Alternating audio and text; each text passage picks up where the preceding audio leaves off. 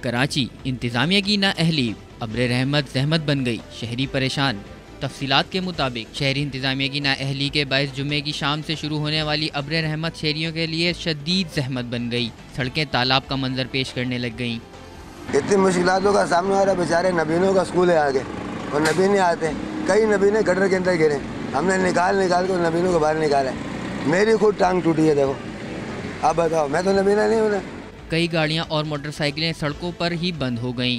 سڑکوں پر جمع 2 فٹ پانی سے شہریوں کا سفر محال ہو گیا، جس کی وجہ سے شہری شدید پریشانی کا شکار ہیں۔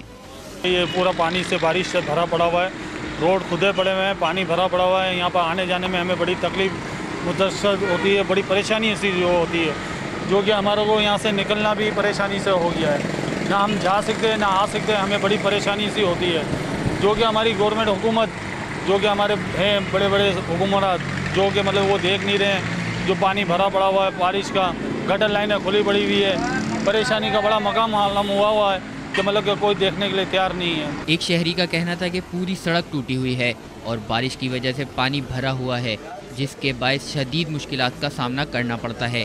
شہری انتظامیہ اور حکومت کو چاہیے کہ وہ شہر کی صورتحال کو جلد از جلد بہتر بنائیں تاکہ مشکلات سے نجات مل سکے۔